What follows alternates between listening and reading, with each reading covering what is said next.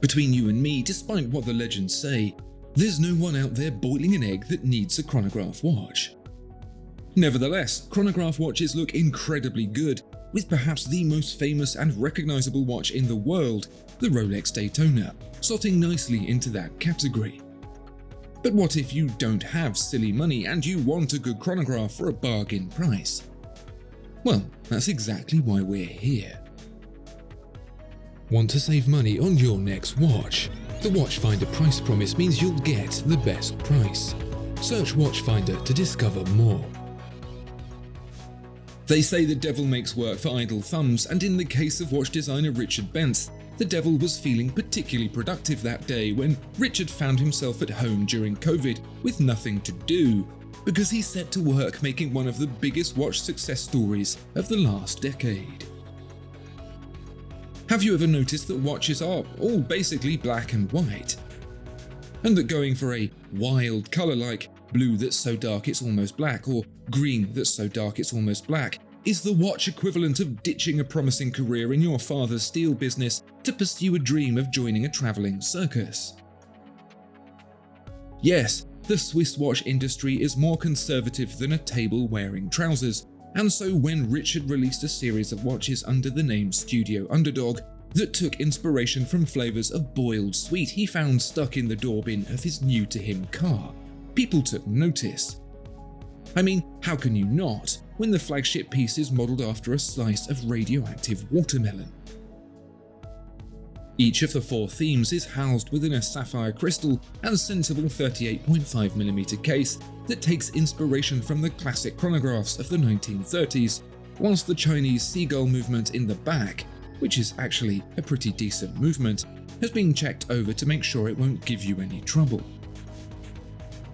At £500, it's an incredibly popular piece that lets us have our watermelon and eat it too, so you'll have to be quick to get a slot when the next order window opens. Any cash you've got left can go on a bag of Jolly Ranchers for the fully immersive experience. You might think that swanky vintage chronographs are the sole enjoyment of the full of pocket. Those with well-endowed wallets have been snuffling up the very best the past has to offer for several decades, even to the point where a small Longines chronograph of the period can command prices that compete with the ever-present Daytona. It feels like it's game over for us normies, but do you know what? Thanks to Furlan Marri, it doesn't have to be, because they've decided enough's enough and created a line of watches that you might be hard-pressed to discern from the real deal. Looks-wise, they borrow from every which way. You could call it a pastiche, and I guess you'd be right, but this is one of those rare occasions where that's exactly what the doctor ordered. There are pleasant details all over, like the deeply curved hands, knurled pushers and internal scales that give me the same warm fuzzies as the crackle of a record or the click of a mechanical shutter. There's a lot of care and attention in making this thing look authentic. It could be straight off the wrist of a guy who bought it in 1951 and promptly died after getting home and climbing into a light and humidity-controlled pod. The trick is to really push the quality of what you can see with the cash saved by using a Seiko VK64 Mecha Quartz movement.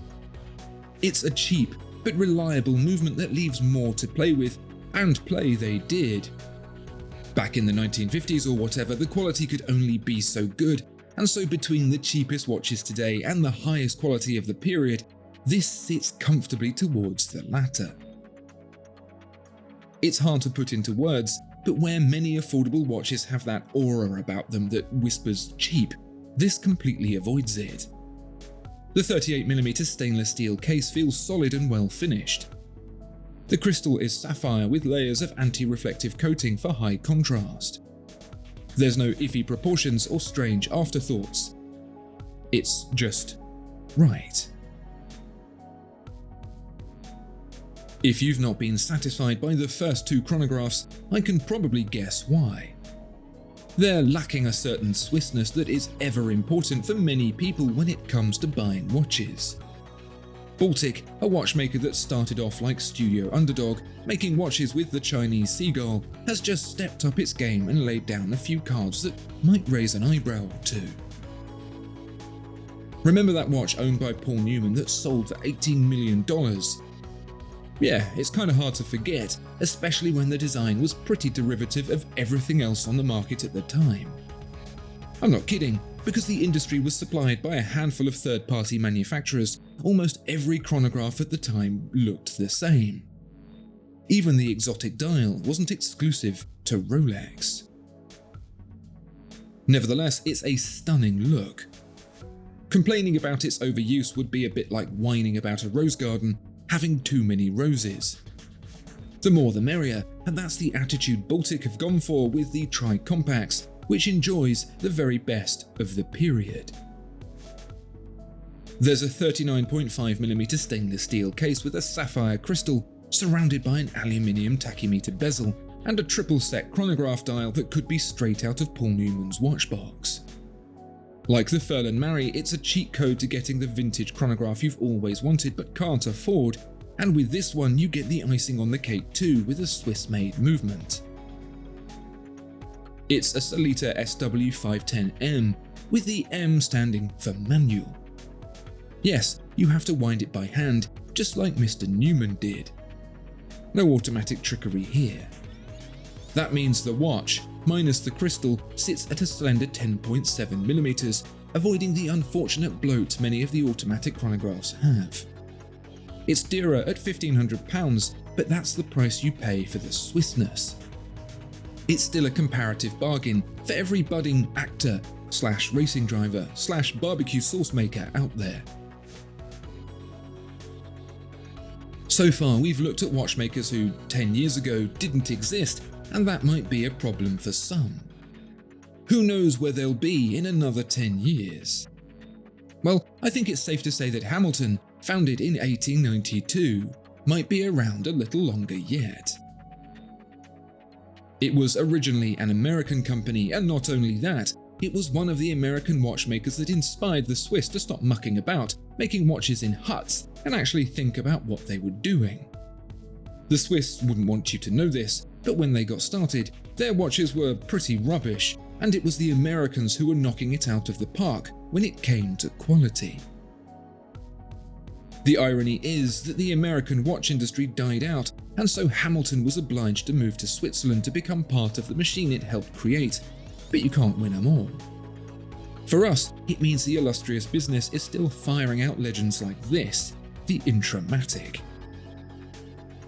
Back in the 1960s, Hamilton was part of the Swiss supergroup alongside Heuer and Breitling, trying to crack the automatic chronograph nut, and in 1969 they did just that. Heuer called the resulting movement the Caliber 11, Breitling the Chronomatic, and Hamilton the Intra-Matic. It was that era where everyone put Matic on the end of everything. And so the kind people at Hamilton decided to bring that watch back for the benefit of all of us, decked out in a 40mm steel case with the Caliber H31, a Valjoux 7753 base with a 60-hour power reserve. The weird irony is that Valjoux was manufacturing the Caliber 72 manual chronograph that Hamilton et al. Were trying to supersede, and yet here they are, back at it again in the driving seat. Anyway, the Intra-Matic is £5 shy of £2,000.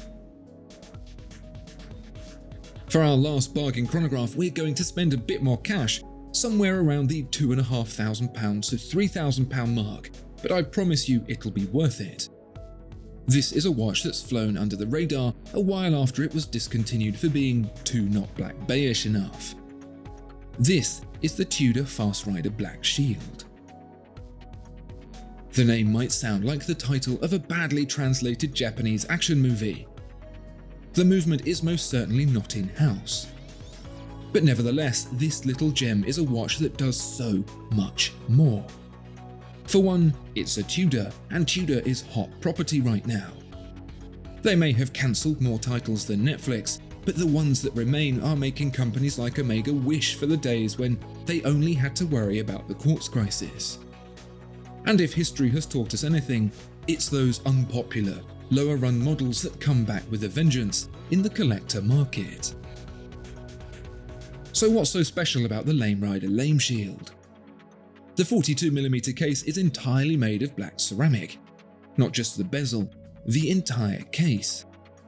Cast your mind over to Omega's immensely popular Dark Side of the Moon, and your bank account will be crying to a tune 3 times the price. What's not to like? A Daytona-esque chronograph that's arguably better for much cheaper and far less ubiquitous. They even do one with red bits for the full Knight Rider look. Now that would have been a better name. What bargain chronographs would you add to this list? Let me know in the comments below. And tell me what you thought of the ones I chose. Thanks for watching, please do like and subscribe as it really helps. See you next time.